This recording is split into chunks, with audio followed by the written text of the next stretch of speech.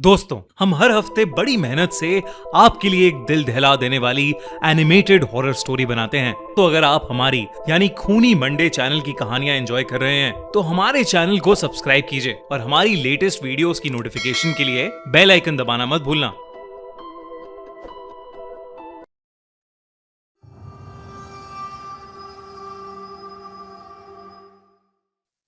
गर्मियों की छुट्टियों का एक अलग ही मजा होता है। स्कूल बंद होता है और मस्ती करने का फुल टाइम मिलता है।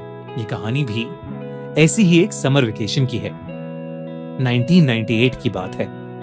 16 साल की निशा और उसका 13 साल का छोटा भाई अमन उस साल की समर वेकेशन के लिए बहुत एक्साइटेड थे, क्योंकि वो करीब 10 साल बाद अपने नाना नानी से मिलने जा रहे थे। उनके नाना नानी शिमला हिल स्टेशन के पास एक छोटे से गांव में रहते थे। एक पुराना सा खेत वाला फार्म हाउस, जहां कभी भी लाइट चली जाती थी। पर अमन और निशा बहुत एक्साइटेड थे। ये पहली बार था जब वो अपने पेरेंट्स के बिना ट्रैवल कर रहे थे।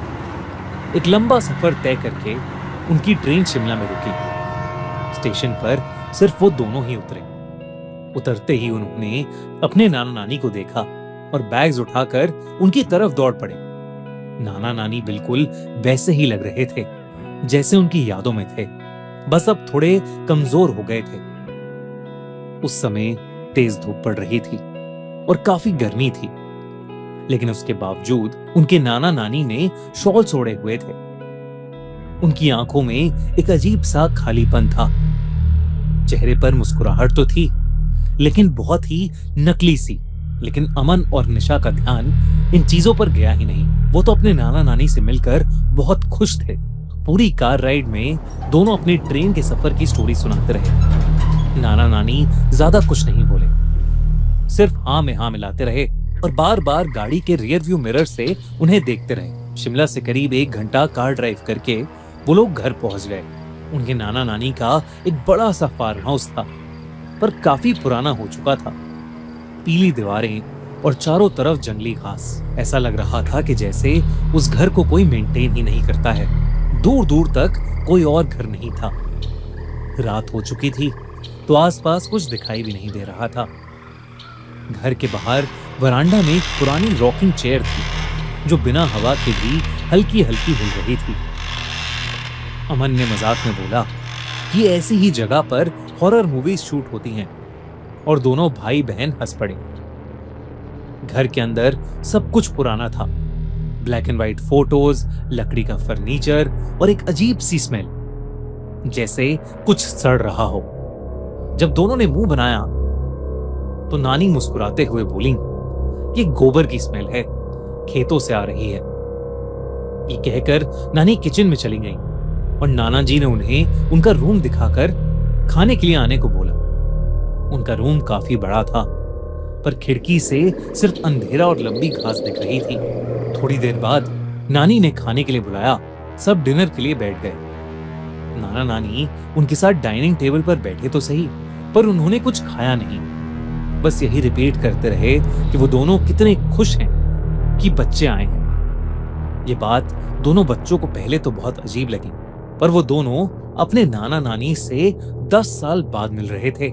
शायद उनके नाना नानी ने उन्हें बहुत ज्यादा मिस किया था। डिनर के बाद निशा और अमन अपने रूम में चले गए। थोड़ी देर बाद नाना जी कमरे में आए। गुड नाइट कहकर नाना जी ने लाइट ऑफ की और जाने से पहले बोला, रात में यहाँ कई जानवरों की आवाजें आती हैं, डरना नहीं और कमरे के बाहर बिल्कुल भी मत निकलना। ये कहकर नाना जी उनके कमरे से चले गए और थके हुए बच्चे कब सोए उन्हें पता ही नहीं चला। हर बार कोई नया सॉफ्टवेयर मिलता है, प्रॉमिसिंग लगता है, पर फिर एक्सेस के लिए वेट करना पड़ता है और एंड में कुछ नहीं मिलता।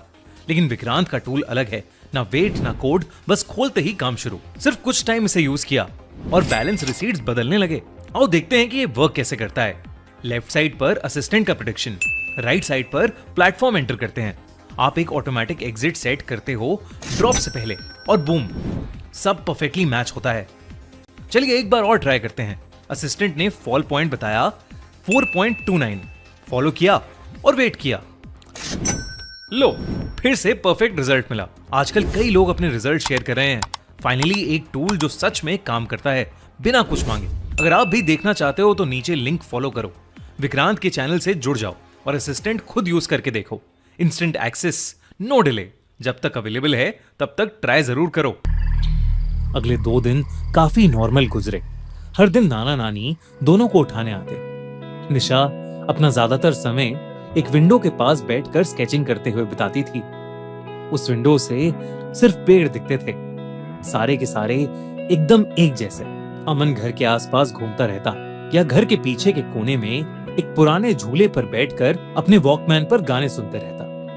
नाना नानी हर दोपहर ये कहकर घर से निकल जाते कि वो दोनों खेत में काम करने जा रहे हैं और सीधा रात को वापस आते।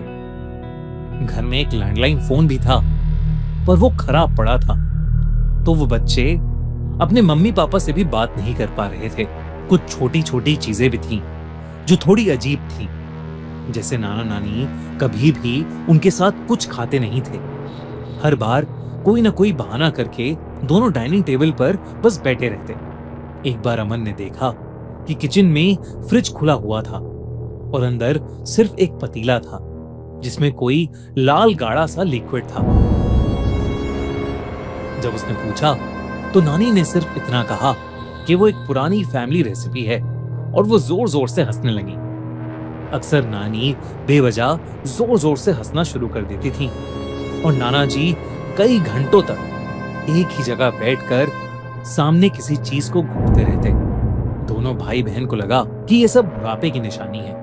उस रात निशा की आंख किसी आवाज से खुली। आवाज दरवाजे के बाहर से आई थी।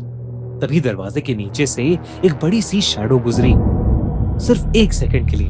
नाना जी की वार्निंग भूलकर निशा दरवाजे के पास दबे पांव गई और उसने धीरे से दरवाजा खोला। वो अजीब सी बदबू अब और तेज हो गई थी। सामने अंधेरा था, पर किसी के गुर्राने की आवाज आ रही थी। वो कोई जानवर नहीं लग रहा था, वो कुछ और ही था। इससे पहले कि निशा उसके पास जाकर कुछ समझ पाती, अचानक से किसी ने उसके कंधे पर हाथ रखा और उसकी चीख निकल गई। उसके पीछे उसकी नानी थी। उनके चेहरे पर अब भी वही अजीब सी नकली स्माइल थी और उनका चेहरा अजीब सा सफेद पड़ चुका था। उन्होंने निशा को सोने को कहा। घबराई हुई निशा चुपचाप अपने कमरे में वापस आ गई, लेकिन वो डर के मारे सो ही नहीं पा रही थी। निशा को अब उस जगह से एक घबराहट होने लगी थी। अगली सुबह नाना नानी उसके कमरे में आए। दोनों का चेहरा बिल्कुल नॉर्मल था। रोज की तरह वो बोले, नाश्ता किचन में है और वो खेत में काम करने जा रहे हैं। जैसे ही निशा को मेन डोर बंद होने की आवाज आई, उसने राहत की सांस ली। उस दोपहर अमन बाहर झूले पर बैठकर अपना हॉलिडे होमवर्क कर रहा था जब उसे घर के अंदर से कुछ बच्चों के खेलने की आवाज आई। उसने पीछे वाली खिड़की से झांका तो उसे एक परछाई दिखी, मानो किसी छोटे से लड़के की हो। अमन को लगा कि शायद घर पर मेहमान आए हैं, पर जब वो घर के अंदर गया तो वहां निशा के अलावा कोई नहीं था। वो पूरे घर में उस लड़के को ढूंढने लगा और तब उसका ध्यान ड्राइंग रूम में पड़ी ब्लैक एंड व्हाइट फोटोज पर गया। बीच में उनके नाना नानी की एक बड़ी सी फोटो थी और उनकी आंखों से खून बह रहा था। ये देखकर अमन डर गया। उसने फौरन निशा को बुलाकर वो फोटोज दिखाई, लेकिन तब वो फोटोज एकदम नॉर्मल थीं। निशा ने भी अमन को अपने साथ हुआ कल रात का किस्सा बताया। दोनों बच्चों के हाथ पैर ठंडे पड़ चुके थे। आखिर चल क्या रहा था उस घर में? घर में टोटल 3 कमरे थे। उनके नाना नानी का रूम फर्स्ट फ्लोर पर था और वो हमेशा ही बंद रहता था। ऐसा लग रहा था कि जैसे वो गंदी सी बदबू उन्हीं के कमरे से आ रही है। उन दोनों ने किसी तरह चाबियों के गुच्छे से चाबी ढूंढकर वो कमरा खोला। दरवाजा खोलते ही उन्हें एक बहुत ही गंदी स्मेल आई। अंदर बेड पर 2 सड़ती हुई बॉडीज पड़ी थीं। दोनों अपना मुंह ढककर थोड़ा और पास गए तो निशा ने देखा कि एक बॉडी के गले में वही लॉकेट था जो नानी पहना करती थी। निशा के पैरों तले जमीन खिसक गई। वो समझ गई कि ये लाशें उनके नाना नानी की हैं। पर अगर ये लाशें उनके नाना नानी की हैं, तो वो कौन हैं जिनके साथ वो रह रहे हैं? दोस्तों, ये था इस कहानी का पार्ट 1। इसका पार्ट 2 देखने के लिए सब्सक्राइब करो हमारा चैनल खूनी मंडे और देखो अगले हफ्ते कि इस कहानी में आगे क्या होता है। और हाँ, अगर वेट नहीं हो रहा तो tune in to the horror show by Khooni Monday podcast on Spotify पर इसका पार्ट 2 ऑलरेडी लाइव हो चुका है। उसकी लिंक डिस्क्रिप्शन और पिन कमेंट में। अगर आप भी देखना चाहते हो तो नीचे लिंक फॉलो करो, विक्रांत के चैनल से जुड़ जाओ और असिस्टेंट खुद यूज करके देखो। Instant access, no delay. जब तक अवेलेबल है तब तक ट्राई जरूर करो।